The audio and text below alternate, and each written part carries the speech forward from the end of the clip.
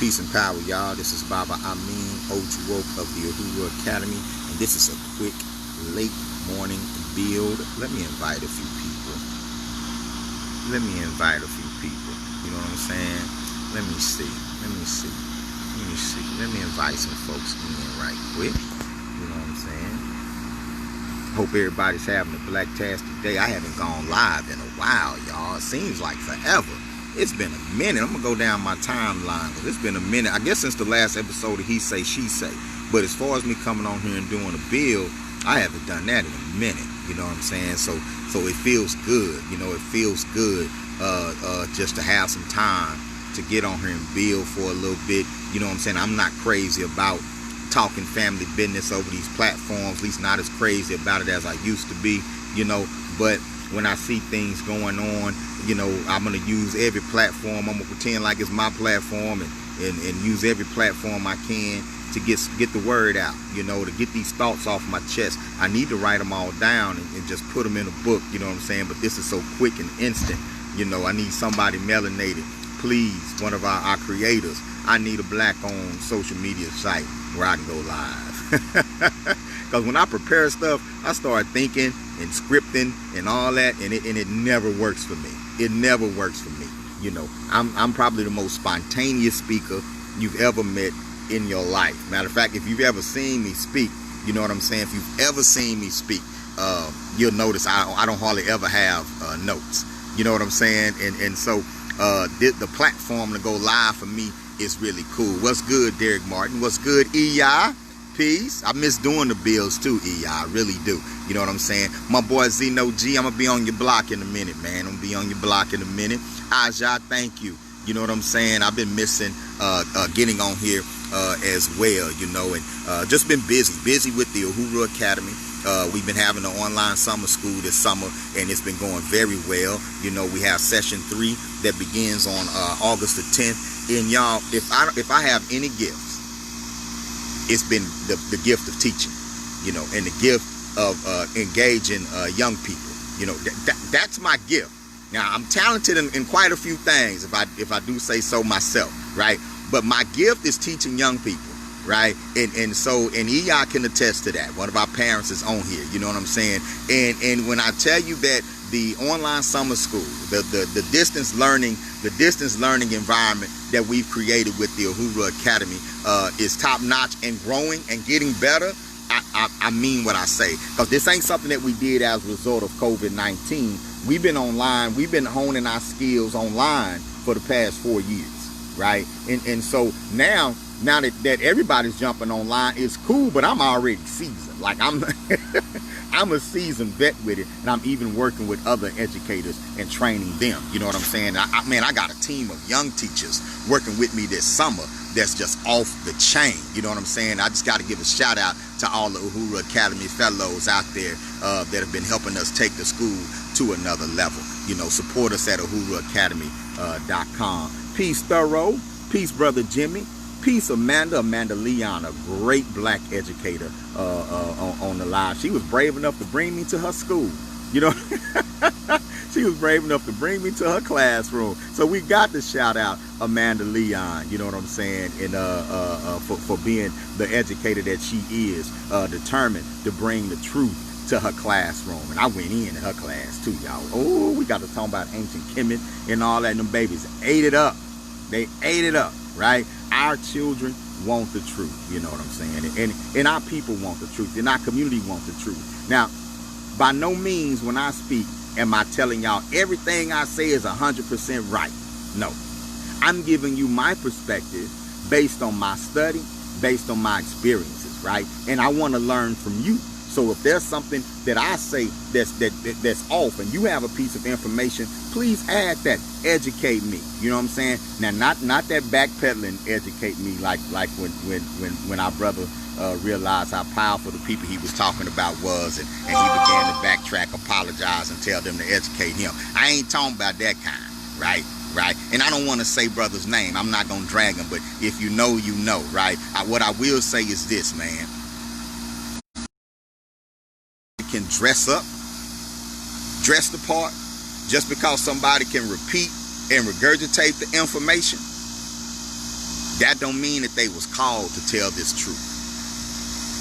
Okay? It's a difference between being able to tell the truth than being actually called to tell the truth. Like when you actually called to tell the truth, then the consequences don't matter to you. You're ready to deal with the consequences. If that's a truth that you're standing on, notice I said a truth. Like if you firm in what you say, and you got to be wise enough to not say anything before doing your homework. You have, especially if you're in a public forum, you have to be wise enough to not say anything that you can't back up, right?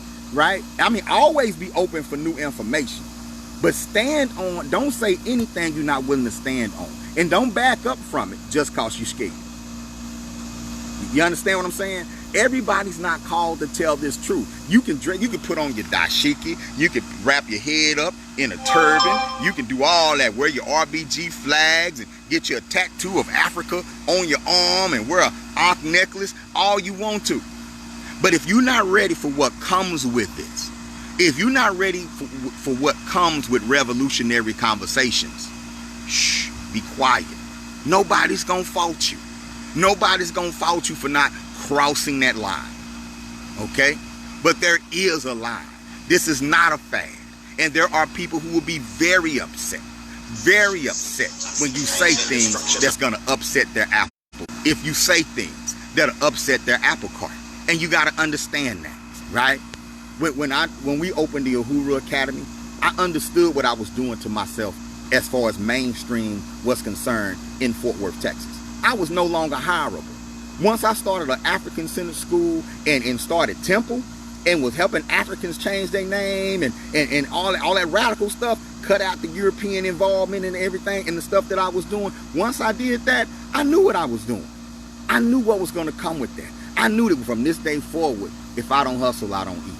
From this day forward, as long as I'm living in Fort Worth, Texas, I better be prepared to make my own money for myself. Because if I'm going to speak up and be a solutionary or be a revolutionary, I can't expect to get my bread buttered by the enemy. I can't expect that. I can't expect the school to hire me. I can't expect the youth program being funded by the very government that I'm calling corrupt to hire me. I can't expect that. So I understood the price that came with telling the truth. You know, I had people tell me, man, they're going to kill you. Man, they kill you when you talk like this. Man, they're going to kill you. Man, you need to keep security with you. They're going to kill you. I can't stop. If they're going to, I was called to do what I do. So if that's what's going to happen, that's just what's going to happen. Some people going to die of diabetes. Some people going to die from getting hit by a train.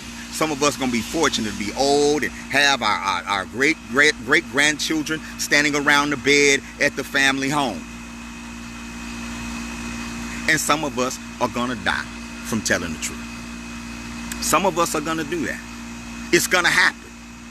But that's not to scare you from not telling the truth.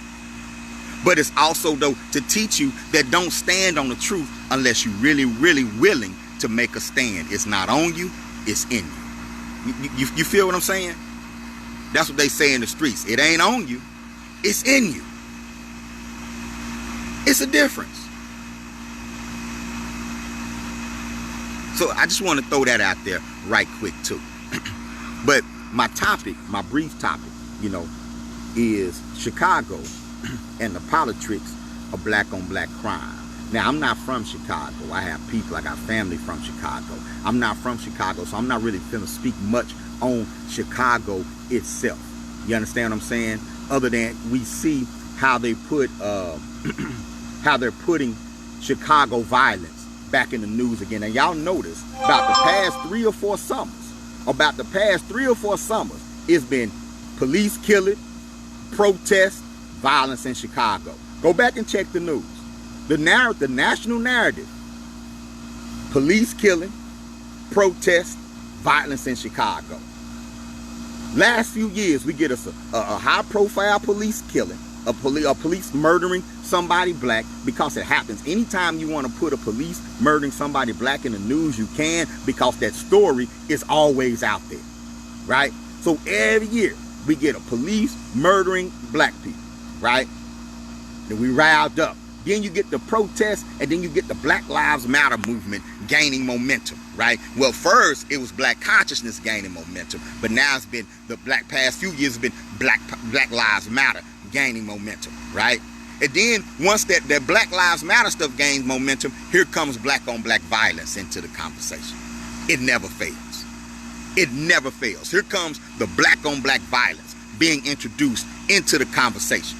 Because what usually happens, and this is what happened when I was young, this is what happened when we got hit with the genocidal attack, crack cocaine, which was a genocidal attack on the black community. That's just my perspective.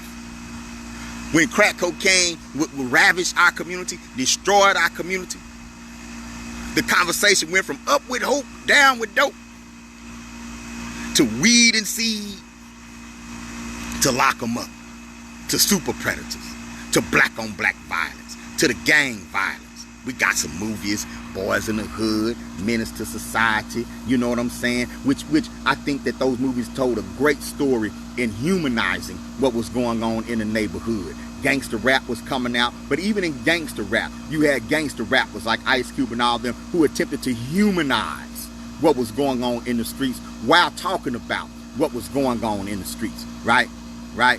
But the issue is that became the prevailing image of black people, and that black on black violence became the theme of the national narrative, and black on black violence became what was addressed. Not black poverty, not black unemployment, not black entrepreneurship, not black land ownership. All things that have been taken from us via systemic racism. We lost land via systemic racism. We lost employment via systemic racism. We've been miseducated. Schools were underfunded via systemic racism. But when the problems came up, the conversation got rerouted to black on black crime, black on black violence. And we got hit with it daily. Then that became our conversation. We do need to stop killing us before we ask for anything else. Why? Name a community that's getting justice and has no crime.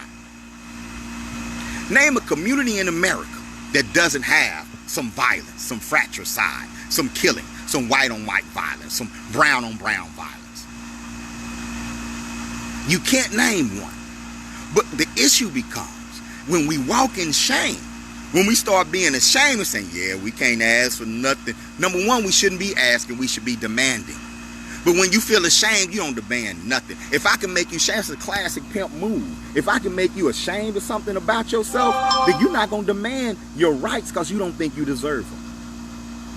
You're not going to carry yourself with pride because you have no pride.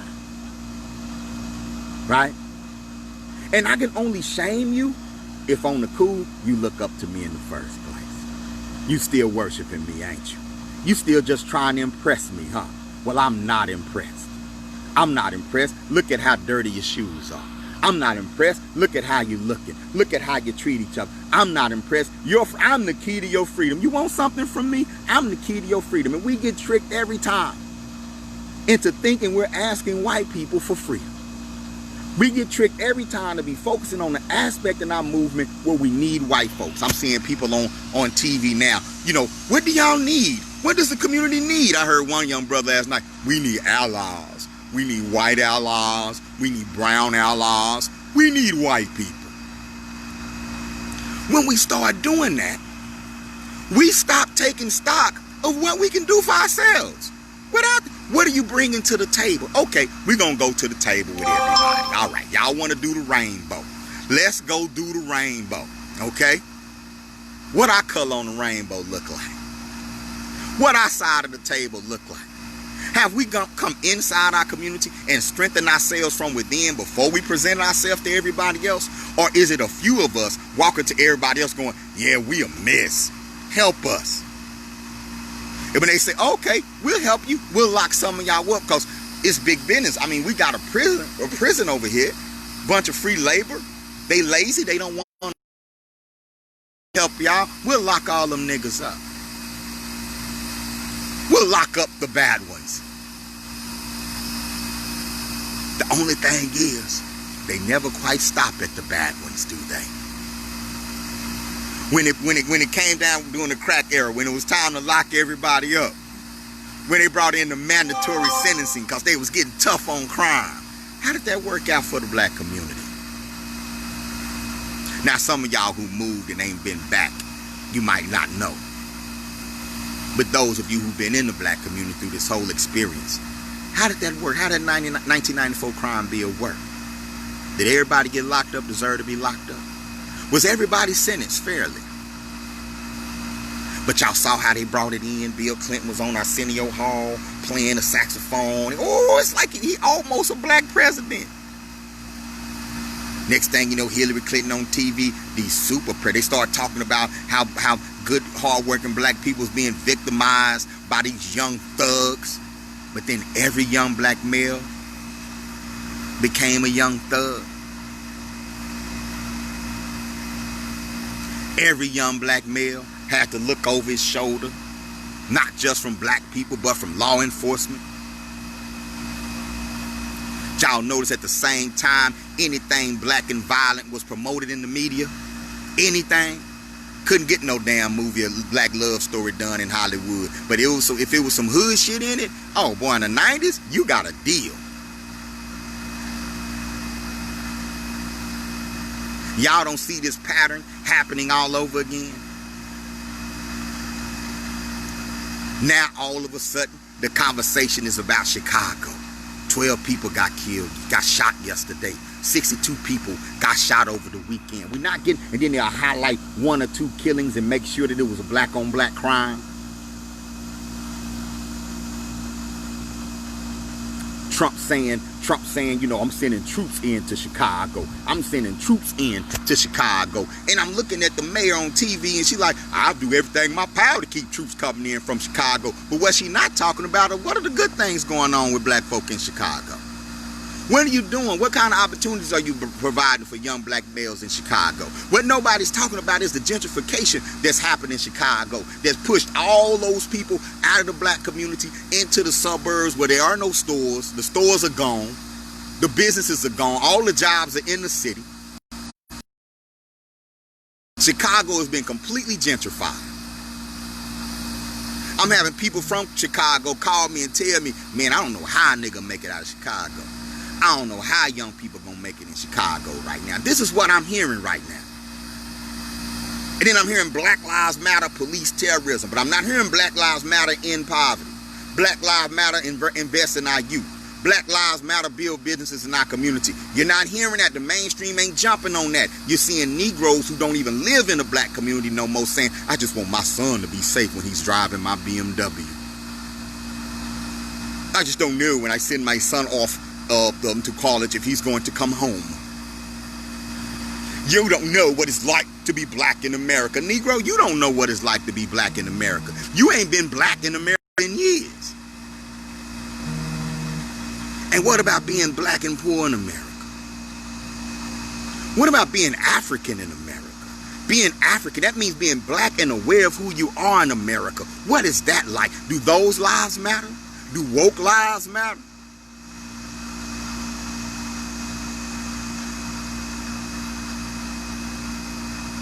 Watch the Politrix of so-called black on black crime. Number one, there is no such thing as black on black crime. That's not a special kind of crime. It's just crime.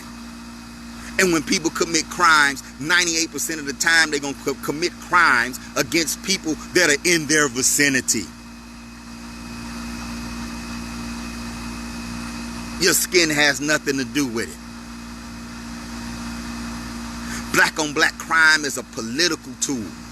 It's a political tool that's used to suppress the aspirations of black people. It's used to justify the mass incarceration and the permanent lower class status of black people in America. That's all it is. Black on black crime is not a problem in the black community. Crime is a problem in the black community. But if I just say crime, you know what happens? Somebody's gonna ask why. If we just say crime, people are gonna say, well, why are they committing crimes? But see, if I attach the black to it, you forget about the crime and all you see is the black. And what you do with black, you punish black. You kill black. You hate black. Black is bad. Black is evil. So are we really trying to end the crime, or are we trying to end the blacks? That's why there's no white on white crime. White is not synonymous with crime. White means pure. White means good. White means the hero. White is the white flag. White means peace. So you don't say white crime.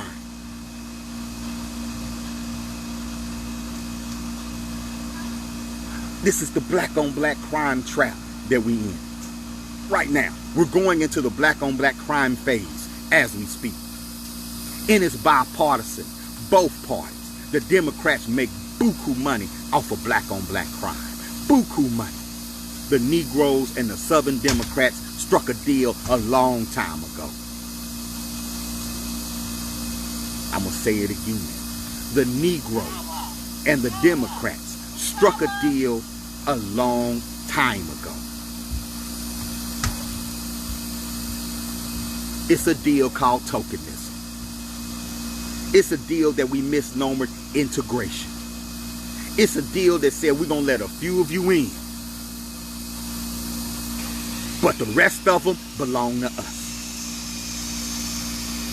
The rest of them belong to us. And we're going to go in and we're going to exploit the rest of your people. We're going to pull money out of the rest of your people. We're going to suppress the rest of your people. A few of you will make it. We're going to make some quotas. A few of you will get out. But the rest of them belong to us. You are not to turn around and invest in your people. You are not to continue to build around. That's our money. You can't put a store in a neighborhood with your people. You're to get away from your people. Get away from them and encourage any of them that are smart, any of them that have talent, any of them that have potential to get away from your people too. Because we want their talent with us to help us make more money. You'll give up ownership in exchange for inclusion. But the rest of your niggas is mine. They're mine to incarcerate. They're mine to experiment on via drugs, social experiments, through television, through entertainment. They're mine to observe. They're mine to program. They're mine to exploit and make money off of. They're mine to build a pharmaceutical industry off of. We're going to mold our healthcare industry off of them. You know why? By treating it, not curing it. We're going to build a welfare system, which is just another currency. Food stamps ain't nothing but the first cryptocurrency. We're going to build a whole nother currency system where they can only do certain things. We're going to get them a limited type currency. You can just buy food. But the person you buy the food from can trade your currency in for actual dollars. And you Negroes can't say nothing. You can't do nothing. You can look like you fight. You can fight for more spots up here.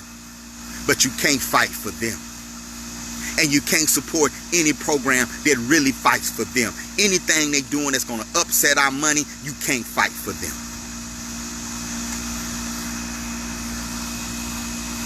And that's the Politrix of black on black crime.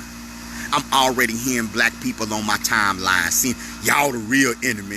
If you black and you kill somebody else black, you the real KKK. What class did you go to when you was little that taught you black love? I'll wait, because I never went to one. Why when we start doing this to each other, we get to acting like we was raised to love each other? Where did you learn that at? Maybe you had special parents that taught you that. But most black people, a lot of black people in poverty that I know was taught that niggas ain't shit. And you got to get the hell away from some niggas. And that you better be able to be ready to fuck nigga, mess a nigga up in a heartbeat if he mess with you. A lot, when I got woke, I had to overcome that thinking. So why when we start killing each other, black folks start acting like, I can't believe brothers is killing brothers. How you can't believe that? Where were we taught not to? When was you taught black was beautiful? When was you taught that black life was something to preserve? As black people, when was we taught that in the hood? What did I miss? When did you go to Sunday school and they told you that? When did I miss? What TV shows was you watching? Like where did you go? What school did you go to when they sat you down and say, make sure as a young black child that you do not grow up? Learn that. So why y'all acting shocked? So why do you go at the student, right, for doing what the student was taught to do? You didn't do nothing to the radio station playing the music all day about black people killing black people. You don't do nothing about the school district that ain't teaching your child shit about black people except we were slaves. You ain't doing nothing in your own household when y'all calling each other nigga this, nigga that. You playing your music, whoop-de-whoop-de-whoop. Glorifying gangsterism, glorifying all that shit. We ain't saying nothing. Then we start killing each other. Your ass want to turn around and say, it's a shame that we killing each other. No, it makes sense.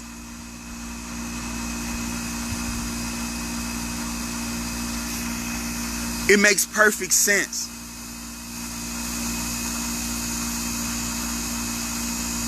Number one, we live amongst one another.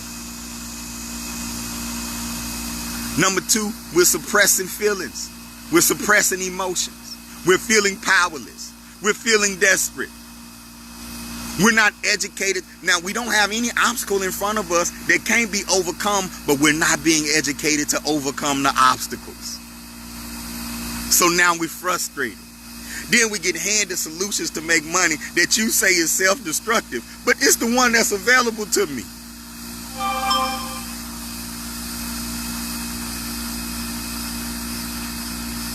And then I'm gathering around people who are in the same situation with me, and we trying to form a family, and we all fucked up. And fucked up people build fucked up families. And no one cares. This could be fixed. This could be fixed through education. This could be fixed through investment. See how they get you on these catchphrases. Like, see, that's why I'm telling you the Democrats ain't no different. None of them different. The liberals knew what they was doing when they say defund the police. They knew that catchphrase was gonna turn everybody off. But why won't nobody say refund the people? And just go get the refund from the police budget. Ain't you helping the police? If you spend money, invest in people that's gonna reduce crime and make the streets safer for the police. Why can't we say refund the people? Why ain't nobody saying nothing about putting resources directly in the hands of black people, but they ready to put handcuffs around the wrists? Both sides.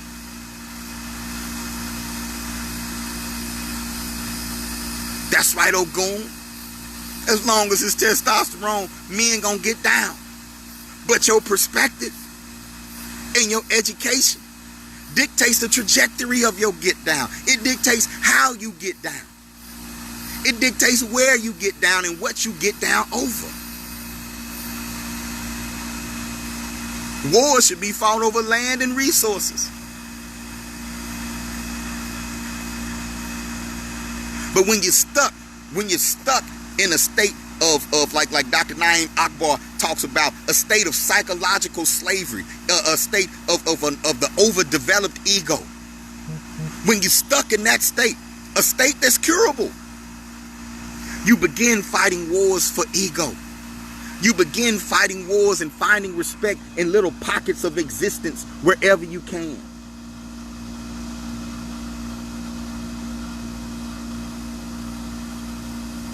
Y'all screaming, get Trump out of there, get Trump out of there, defund the police. You're going to lose all your white allies.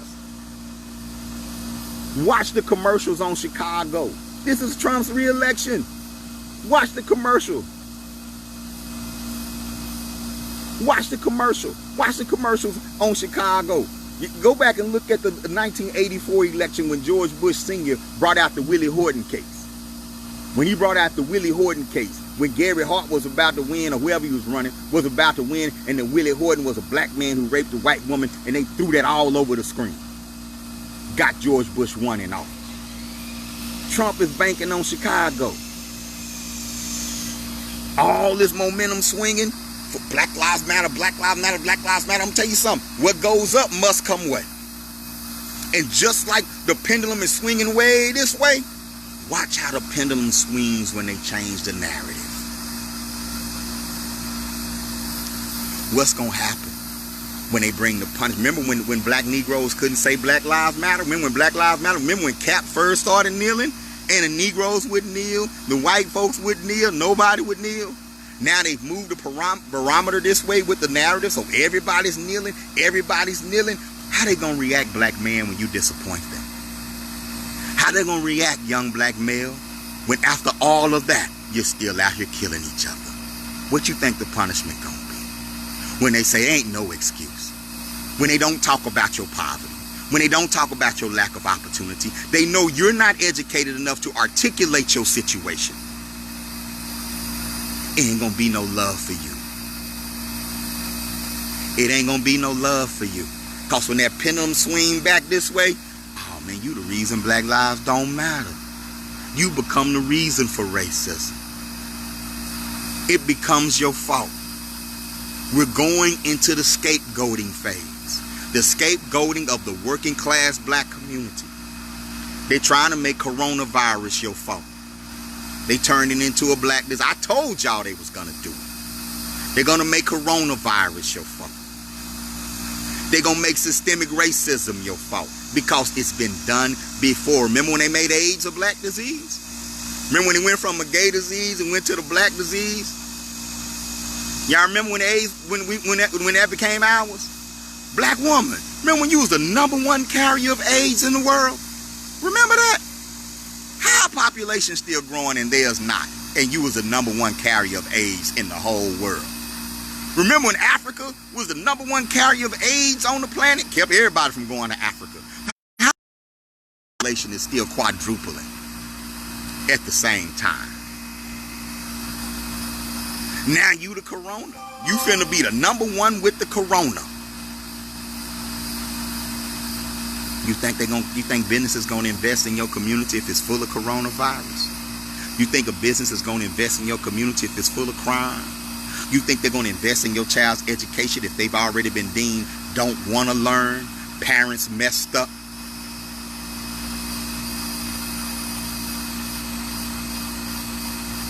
If you are a black creator, if you are a black person with any platform, you better start defending the image of young black males right now.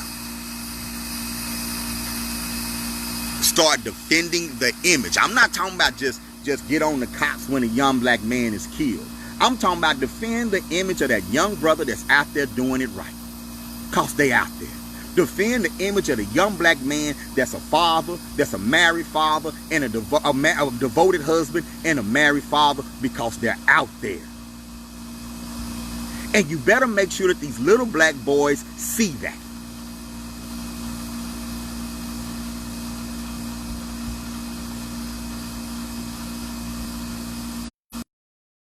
Wrong shit. We need programs in the community. We need mass education inside of our communities. We need business. Every church should be a business incubator, an after-school program, and a Saturday school. Every church. All hands on deck. Every church needs a computer lab that's hooked up to the internet. All hands on deck. Every church needs a farmer's market. Every church needs food being passed out. All hands on deck. Every mosque, every temple. And if you're RBG, if you're E5, you got an E-lay, then you need to do the same thing too.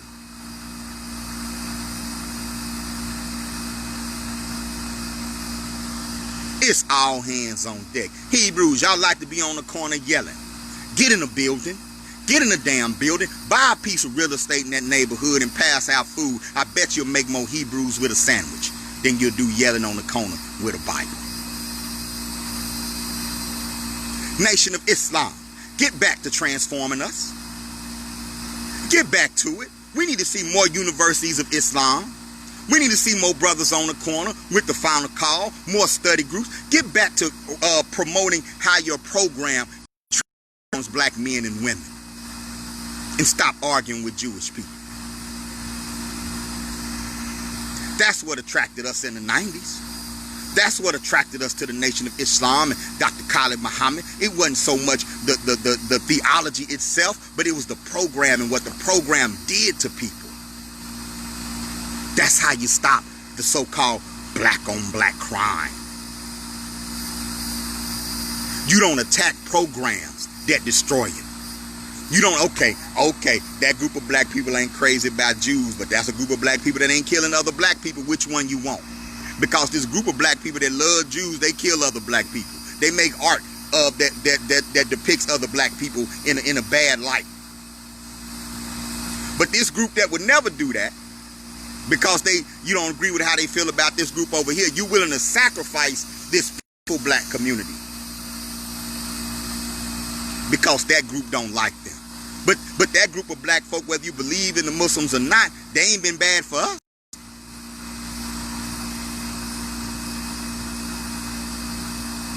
Young brothers used to come to me and say, yeah, man, I'm thinking about joining the military. Then I say, well, if you're looking for discipline, have you looked in Islam? Have you looked at the Nation of Islam? I should do that. You look at the fruit of Islam, man, how they work out, how they exercise, learning security. Y'all see that? That's live. I mean, I wish I had some RBGs to point to for that kind of discipline, but I don't.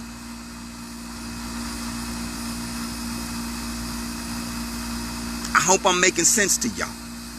So if you're really concerned about black life, if you're really concerned about the lives of black people, that work goes on inside the black community with black people. You don't march for self-love. And they're going to shame you because they know you're not putting that other work in. They know that. They know you're not ready for certain arguments. They know that. Like Nick Cannon wasn't ready for the rebuttal. They knew he wasn't ready for the rebuttal. They tested him. They didn't know. They tested him. And maybe he playing a longer game. I don't know. That's why I ain't putting him out there like that. Maybe he's playing a longer game. But me and you, us rank and file, we gotta have more sense than that. We got more freedom than those who are getting a whole bunch from them people. Ain't nobody coming around us. We got coronavirus and we poor and full of crime. So we could be inside our neighborhoods doing what we want to do, building what we want to build. We got a lot of latitude. We're not using it. We have a lot of power. We're not utilizing it. Our children should grow up, should have a place to go every day that's going to remind them of how beautiful they are, how powerful they are. We need to be deciding what industries are we going to take over. What we finna get into? Is it going to be carpentry? What's your hood? What's your hood? Is your hood welding? What's your hood? Is your hood engineering? Is your hood coding? What's your hood? What y'all into? It's probably going to always be an underground, but it got to be an above ground too. What's the above ground? And who building that up? Not that some of y'all gonna get out and some of y'all ain't. What? So that's what I am. I'm a person that needs some sort of special training to be somebody, to be useful. That's what I am. We not in this together. Oh, everybody around here. I remember being the smart, dark-skinned boy in school. I remember that. And I remember feeling weird. They used to want me to get in Magna and all that. I remember having a guilt complex. Like, why would I go to? I don't want to be away from everybody. No, you got a chance to get out. Well, what about my homeboy? What about my partners? They don't have a chance. But he better at working on cars than me. He better than doing a lot. But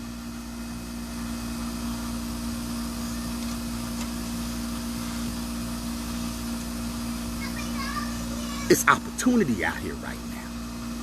Mad opportunities out here right now. You got black folks suing right now.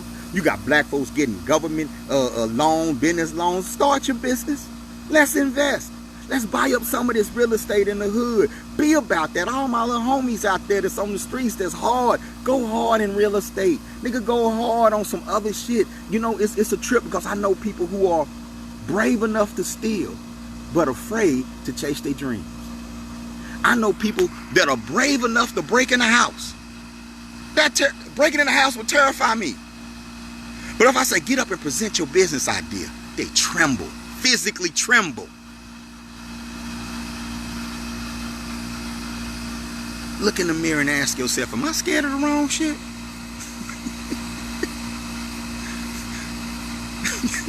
Am I scared of the wrong stuff?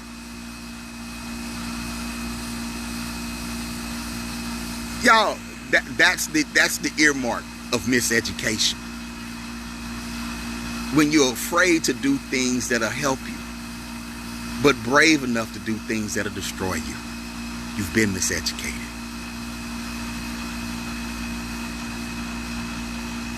We can fix that, and we don't really need their help. The only help we need from them is to leave us alone and leave us alone while we do it. I ain't gonna even say allow. Leave us alone while we do it. Let's go get our tax dollars. Let's make strategic alliances. You'd be surprised that some of the alliances we need to make will be with white folk who don't like black people.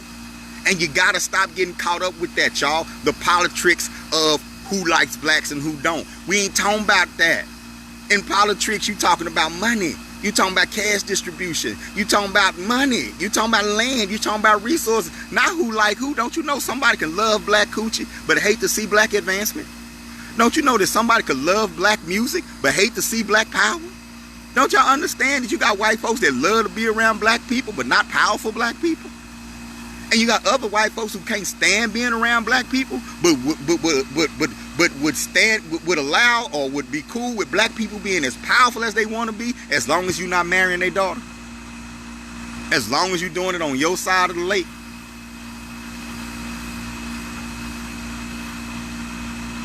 So we gotta stop judging us through their eyes.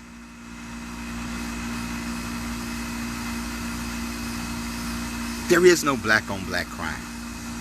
It's just crime. And it's too much crime. And it's too much crime because it's too much poverty. It's too much poverty.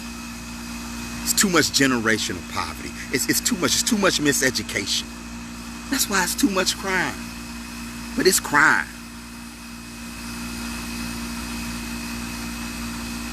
Am I making sense? It's too much violence between men and women. It's too much violence. Violence. I didn't say black violence. It's too much violence. And until we sit down and honestly build institutions that'll enable and empower us to not be this way, we're going to be this way. Until we're willing to migrate to areas where we can build an environment that's conducive to being peaceful, we're not going to be peaceful. You're asking people to suffer peacefully. You're asking people to be miserable peacefully. You're asking for people to have no hope peacefully, to be niggas peacefully, to be hoes peacefully, to be thoughts peacefully, to be losers peacefully. Ain't no such thing as a peaceful nigga, a peaceful bitch, a peaceful hoe, a peaceful thought, a peaceful savage, a peaceful beast. There's no such thing.